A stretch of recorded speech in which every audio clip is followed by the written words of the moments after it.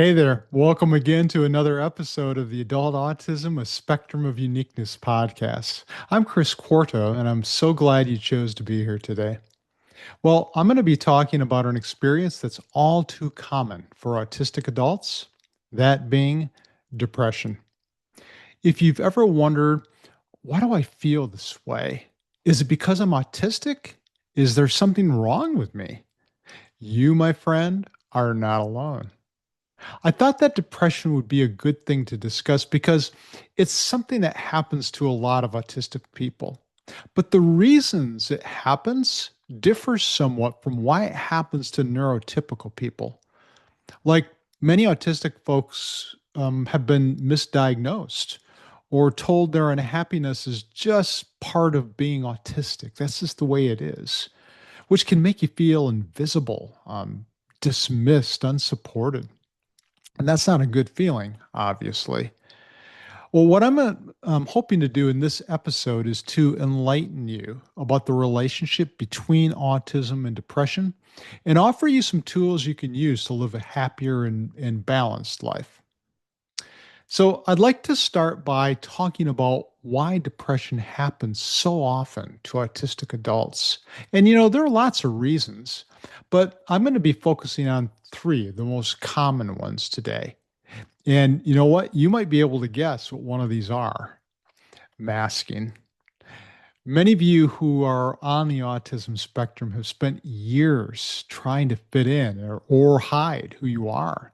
And that takes a lot of emotional energy because you're continually having to camouflage so no one will see the real you, the unacceptable you in their eyes anyway. And if you do this enough, and most autistic people do, you start feeling lost and isolated and exhausted, which greases the skids, so to speak, for depression. Now, a second reason depression happens so often in autistic adults has to do with sensory and emotional overload. Lots of you who are listening are quite aware of this. Certain types of things like sounds, lights, especially bright lights, and social expectations can just overwhelm your nervous system. And when that stress builds and you don't get much relief from it, it slowly drains your emotional energy. And if you're feeling like there's not much you can do to change things for the better, then that hopelessness starts to creep in and spread like weeds. Now, finally, rejection, isolation, feeling misunderstood, all of those are big contributors to depression. Just think about it. When you were younger, were you ever bullied by other kids? Whether it was your siblings, your classmates, maybe people, kids in the neighborhood, or maybe you were criticized by parents or teachers. Now, does that happen in some form or fashion now as an adult? Do you ever feel like you're not acceptable the way you are as an autistic person? Lifelong experiences of being judged or excluded or rejected, that kind of stuff, that can slowly erode your feelings of self worth. And depression will oftentimes emerge as a natural response when um, efforts on your part to fit in with people just continually hit dead ends. All right, now, what does the research tell us about all of this? Well, studies show that autistic adults are far more likely to experience depression than neurotypical people. Some estimates say nearly half of the autistic population will struggle with depression at some point in their lives. And that means if you face depression, you're not alone. It's part of a wider pattern seen in autistic adults. Now, depression can appear differently for autistic adults. You might experience more, I don't know, shutdowns or feel exhausted more easily or, I don't know, lose interest in your special interest. And in fact, these types of things can happen more frequently than what happens to neurotypical people, like crying spells or, talking about their sadness. Some of the interesting research that's been conducted has been where researchers interviewed autistic adults who were suffering from depression and asked them about their experiences. They had different ways of describing it. One person talked about depression as um, a fog that separates me from the world, while another autistic person said, I feel that depression happens because my autistic mind has to deal with a neurotypical world. And it's not very good at that. Here's why all this matters. Understanding the link between autism and depression helps shift the story from you blaming yourself for not measuring up to neurotypical standards or whatever reason you get down on yourself to understanding yourself as a neurodivergent person with specific needs and qualities. It shows that depression isn't proof of failure. What it really is a signal of is that something within you needs care. Okay. So, one of the most important things you can do is learn about the warning signs that depression might be sneaking up on you. And one of these signs is losing interest in your usual comfort things. So, maybe your special interest or your favorite shows or hobbies just don't feel the same. They just don't seem to be doing the same things for you that they normally do. You might catch yourself thinking, I don't even want to do that right now. And when the things that normally make you feel good or like you're in the zone start feeling flat or pointless, that can be an early clue that depression is creeping in. Um, Pulling away from people or routines is another possible sign. You might start avoiding text from people or skipping out on your normal routines or maybe even isolating more than you usually do. Now, some alone time is fine. It's totally normal, but if it starts feeling like you can't connect or like social stuff takes way too much energy, it could be a sign that your mood is slipping. And here's another sign. You might start feeling heavier inside your body and your mind. Depression often shows up as low energy, slower thinking, or even physical aches and pains. Some people describe it like they're walking through mud. Everything just feels heavy. And this might not even have anything to do with feeling sad exactly. It just could be more of a numb feeling, or like I feel so tired. I don't even want to try anymore. Now, obviously, there are other signs of depression. The important thing is that you tune in to what your particular signs are. And you can do that by asking yourself, what's been different lately from my usual self? Now, depression will usually show up as a change in energy, change in motivation and thinking, or even sensory tolerance. So maybe you're, I don't know, moving slower or feeling like everything takes more effort.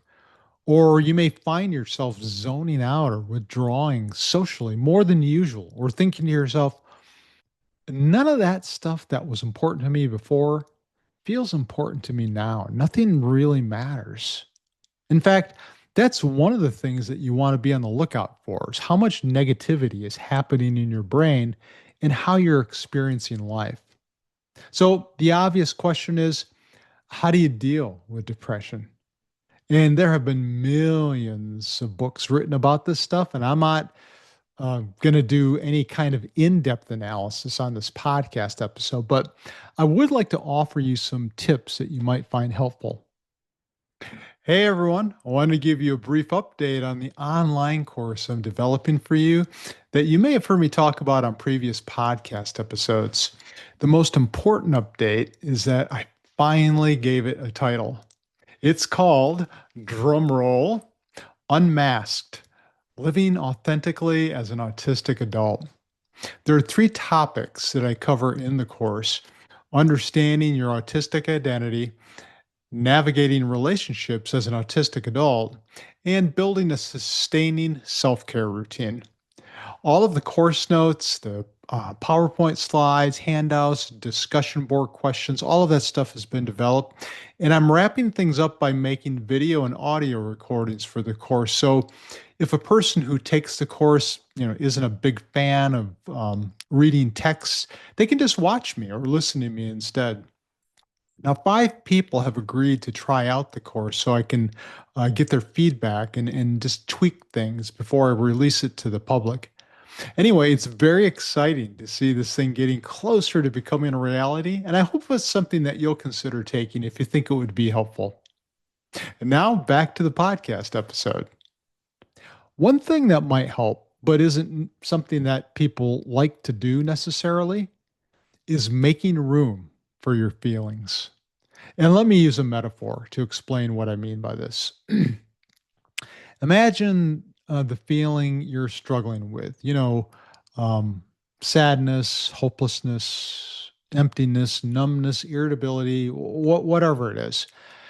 Think of that as a visitor knocking on the door of your house or your apartment. And you let them in because if you don't, they'll just keep knocking on your door until you do. And you notice that the feeling is carrying a heavy box and it looks exhausted or angry or whatever the feeling is. Here's the thing, when you open the door and you invite it in, you don't have to let it stay there forever, nor do you need to lift the load for them, so to speak. You just offer the feeling a seat and you say, okay, you can stay here a while. And when you do this, the feeling, it's going to try to get your attention and get you to carry the box for a while, but it'll eventually calm down and leave when it's ready and sees that it's making no progress with you. So you're not resisting anything. You're not battling with the feeling or anything like that. You're just standing back in your house and you're ignoring its attempts to get you to take on its load. You're kind of walking by it from room to room while it sits in its chair. You're just totally ignoring it. You're just noticing what's happening and allowing the feeling to come and go. That's what that one's all about. Okay, there's another tool you might consider using to deal with depression that's called riding the emotional wave. And this is more or less, we'll call it part B of making room for your feelings because the tools share a lot in common. What this refers to is learning to let the wave of feelings come and go without trying to push them away or drown in them. It's similar to the previous tool I was talking about. You know, depression can feel like you're being pulled underwater by a heavy current. And what I mean by this is that everything feels slowed down and gray, like an overcast day in the winter, and just harder to move through. So instead of fighting the wave or getting flooded by it, you just try to stay with the experience. You're basically riding the wave, trusting that it'll get smaller and smaller as it nears the shore. Because autistic adults often experience emotions in intense ways or even confusing ways, like not knowing what feeling you're experiencing. This strategy begins with mindfulness. You start by noticing what's happening right now without judging it. It's what I talked about on uh, many podcast episodes ago about the anchor framework.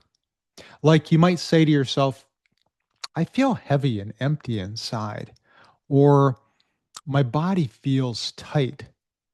You might ground yourself by focusing on a single sensory cue, like the hum of a fan, or I don't know, the texture of a blanket, as a response to help you stay grounded when that wave starts to rise.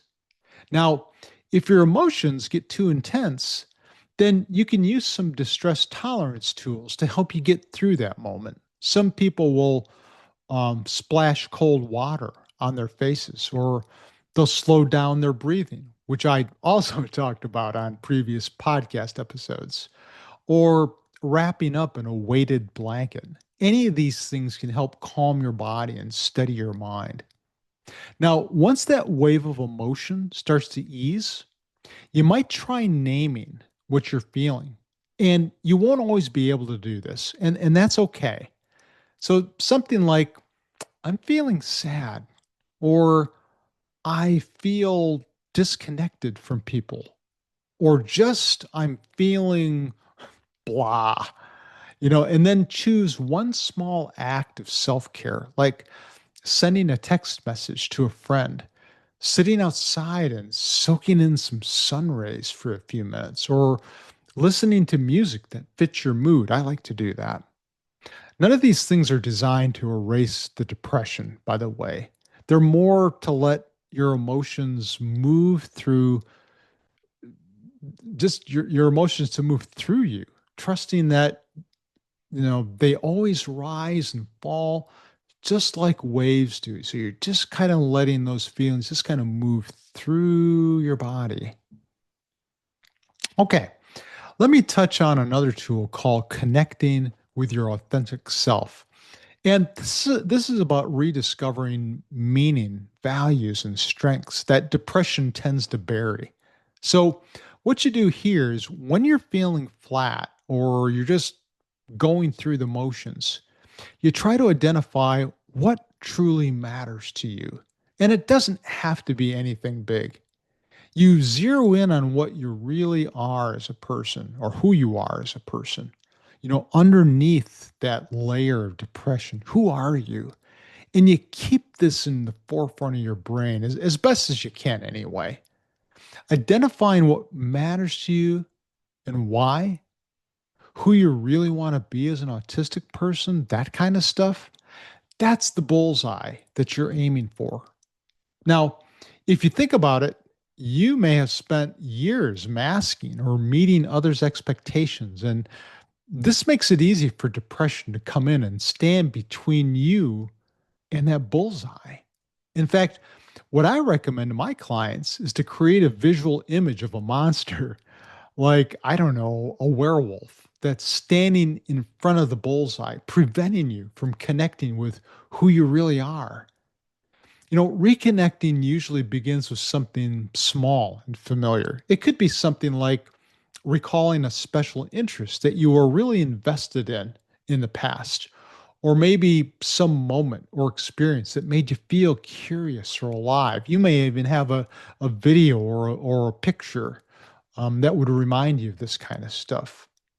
Now, here's the thing, even if contentment feels far away, exploring that spark of an idea or an impulse in small ways can reinvigorate you and help hit the bullseye of your true self, of your core values.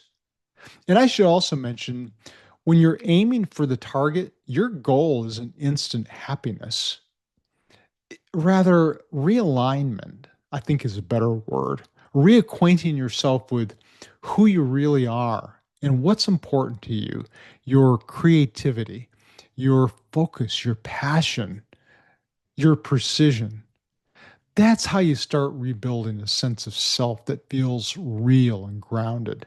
Those small moments of authenticity will gradually bring color and meaning back to your life, even while depression is still hanging around. All right. Now, the last tool I wanted to throw out there is based on something that's called cognitive behavioral therapy, and it's called tweaking the thought bubble. You know what a thought bubble is, right? Think about, if you remember Garfield, remember the old Garfield cartoon? Garfield the cat cartoons. They were famous for this. Garfield would always have these snarky things he would say to himself about what he was observing or what was happening to him that appeared in these thought bubbles that were coming out of his head. Well, all of us do the same thing, but it might not be snarky things that we're saying. Some people will have a positive dialogue going on up there in their mental attic, or maybe just neutral stuff.